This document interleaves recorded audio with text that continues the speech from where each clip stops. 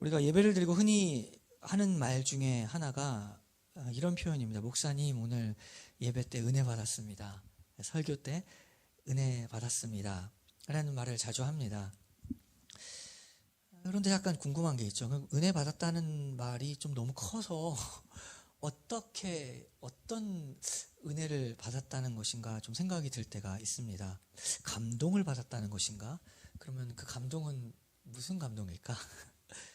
한마디로 마음이 움직였다라는 얘기죠. 움직이지 않았던 나의 상태에서 무언가 제가 움직였다.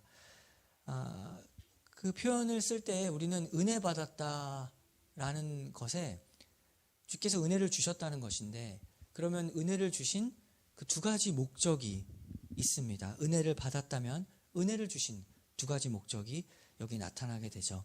첫 번째를 보면 우리에게 은혜를 주신 목적이 29절에 나와 있죠. 그리스도를 위하여 너희에게 은혜를 주신 것은 다만 그를 믿을 뿐 아니라, 첫 번째 은혜를 받았다, 은혜를 주셨다라는 것의 목적은 첫 번째가 그를 믿는다라는 것입니다. 은혜를 받았다는 것은 그리스도를 더욱 믿게 되었다. 쉽게 말해서 이전보다 더욱 그를 의지하게 되었다라는 표현입니다. 맞죠? 설교를 통해서 또 예배를 통해서 우리는 세상의 기준들을 다 버리고 오직 예수 그리스도만을 의지하게 되었다. 나의 마음이 세상 가운데 있었는데 이제 나의 마음이 그리스도를 향해서 갔다. 더 가까이 갔다. 그리스도를 더욱 의지하게 되었다. 라는 사실을 가지고 우리는 은혜 받았다는 표현을 씁니다. 우리가 그리스도를 믿고 의지하기 위해서는 참으로 하나님의 은혜가 필요합니다. 죄로 인해 타락한 사람은 세상 가운데 정신없이 살다 보면은 나의 존재 자체가 무엇인지 잊어버릴 때가 많죠. 그리고 죄로 인해 타락했기 때문에 하나님을 알지도, 또 죄인은 하나님을 찾지도 않습니다. 사실 하나님을 믿고 싶어도 믿을 수 있는 능력이 죄인에게 없습니다. 그래서 하나님을 믿게 된 것, 그리고 하나님을 더욱 의지하게 된 것은 선물이고 또한 은혜입니다. 이렇게 성경은 분명히 이야기하죠. 에베소서 2장 8절을 보면 너희는 그 은혜에 의하여 믿음으로 말미암아 구원을 받았으니 이것은 너희에게서 난 것이 아니요 하나님의 선물이라. 행위에서 난 것이 아니니 이는 누구든지 자랑하지 못하게 함이라. 행위라는 것은 내가 결정해서 내가 하는 행위, 그러니까 나에게서는 믿음이 출발할 수가 없는데 선물을 받았기 때문에, 그래서 믿음으로 말미암아 구원을 받은 것입니다. 믿음은 하나님의 선물입니다. 그것은 우리에게서 난 것이 아닙니다. 한번 주위를 살펴보시면 우리의 삶 가운데 만나는 사람들을 보면 이 세상 살아가면서 자기가 만들어 놓은 것을 붙들고 사람을 의지하고 또 물질을 의지하고, 그러다 또 그 의지하던 사람이 자기를 욕하고 배신해서 사람을 미워해서 의지하지 않습니다. 물질이 없어서 불안하고 또 물질이 많아서 불안합니다. 지켜야 되니까. 명품으로 자기 자랑하다가 욕을 먹고 또 명품에 목이 말라서 오픈런 하는 것이 우리가 지금 살아가는 일상의 삶의 현실입니다.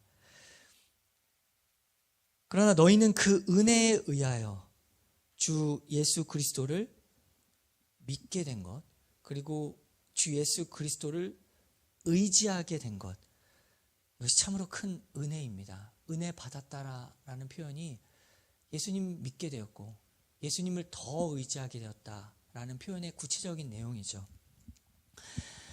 그러나 은혜를 주신 목적은 예수님을 믿는 것만으로 그치지 않습니다.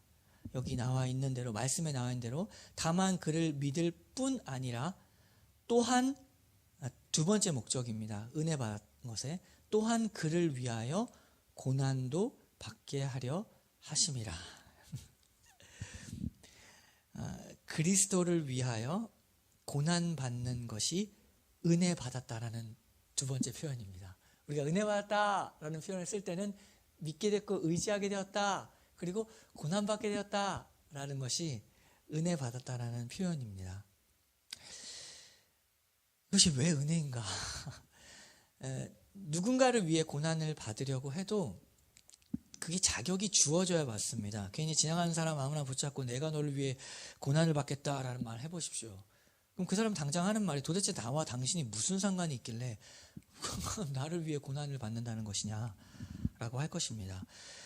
그리스도를 위하여 고난을 받는다라는 자격이 주어진 것은 참으로 큰 은혜입니다. 특별한 지위가 주어졌다는 것입니다. 어떤 사람은 부자가 되기 위해서 고통을 겪습니다. 고난을 받습니다. 부자가 되기 위한 두 가지 방법이 있죠. 돈을 많이 아끼거나 돈을 많이 버는 것입니다. 그 두 가지가 다 만만치 않은 일이기 때문에 힘들어서 부자는 세상에 많지 않습니다. 힘든 겁니다. 그 사람들은 돈을 위해서 고통을 겪습니다.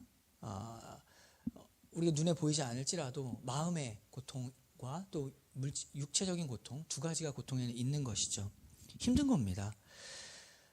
사람들은 무엇을 위해서 고난을 받고 있는가? 이 세상 모든 사람은 서로의 형편을 다 알 수는 없지만 죄악 가운데 있는 이 세상이기 때문에 다 고난을 받습니다.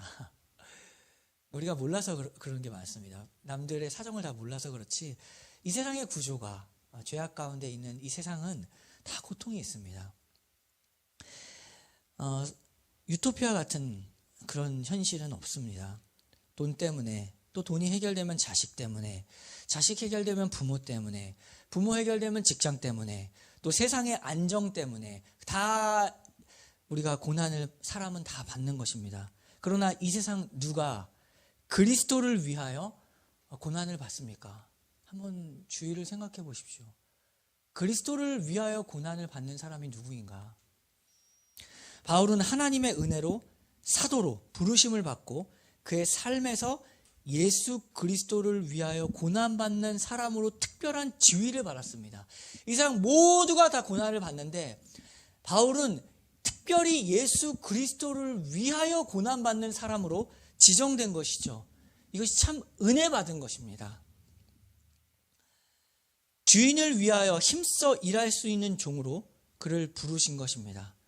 세상이 그리스도를 미워하기 때문에 그의 종 역시 세상에서 미움을 받고 고난을 받습니다. 그것이 당연한 것이고 주를 위해 받는 이 고난은 은혜입니다. 예수 그리스도의 몸인 우리는 예수 그리스도의 십자가의 고난과 같이 예수 그리스도의 부활의 영광의 지점까지 이끌어 가시려는 하나님의 계획인 것이죠. 출발이 십자가로 시작해서 부활의 영광을 입히셨습니다. 하나님께서. 우리도 마찬가지. 그리스도의 몸인 우리의 몸이라고 하지 않았습니까? 그러면 그 출발 지점으로 우리를 데리고 가시는 겁니다. 그리스도를 위하여, 하나님을 위하여, 하나님의 나라를 위하여 고난받는 자리로 우리를 출발 지점에 세우신 것. 그것이 참으로 은혜라는 것이죠. 또한 고난의 영광이 있습니다. 그것은 먼 지점, 저기 멀리 있는 것이 아니라 우리의 일상에서도 하나님은 그리스도를 위하여 고난받는 자를 그에게 더욱더 복을 주시고 은혜를 주십니다. 잠언 27장 18절을 보면 이렇게 되어 있죠. 무화과 나무를 지키는 자는 그 과실을 먹고 자기 주인에게 시중드는 자는 영화를 얻느니라. 잠언의 내용입니다. 지혜롭게 살아가는 이 일상의 삶에서 지혜롭게 살아가는 것인데 무화과 나무를 지킵니다. 그걸 애쓰고 지키는 거죠. 막 새가 와서 쪼으려가면 막 하고 멀리 쫓아내고 그 병충해가 들려가면 또 치고 그래서 지키는 자는 당연히 그 과실을 먹는 것이 당연하지 않느냐. 그럼 생각해봐라. 자기 주인에게 시중드는 자는 영광을 받는 것이 당연하지 않느냐. 주를 위해 고난받는 자는 주를 위해 고난받았기 때문에 주님으로 인하여 영광받는 것, 일상에서도 영광받는 것, 복을 더하는 것 당연한 것이 아니냐. 이것이 얼마나 큰 은혜냐. 이렇게 살아가는 것이 얼마나 큰 은혜냐라는 것이죠. 마찬가지입니다. 하나님이 뿌린 대로 거두게 하신 것, 이것이 얼마나 큰 은혜인지 모릅니다. 주를 위해 살아가면 주님이 복 주시는 것, 이렇게 우리에게 은혜를 주셨습니다. 이 영광의 자리로 주님이 계속 자꾸만 오라고 하시는 것이죠. 주를 위해 고생한 사람, 그 사람 거기서 나는 과실 먹는다. 주인에게 시중 들은 자, 그 사람 영광 얻는다. 우리의 일상을 통해 하나님은 그러한 자를 복을 주시고 주의 시중을 드는 그러한 교회에 복을 주시는 것입니다. 여기서 우리는 주를 위해 어떤 고난을 받고 있는가 한번 생각해 봐야 합니다. 이 말씀이 우리의 현실이 되기 위하여 우리는 주를 위해 어떤 고난이 있는가? 바울은 복음을 전함으로 인해서 감옥에 갇혔습니다. 그런데 어쩌면 우리는 주를 위해 작은 고난도 싫죠. 피해가려고 했던 것은 아닌가.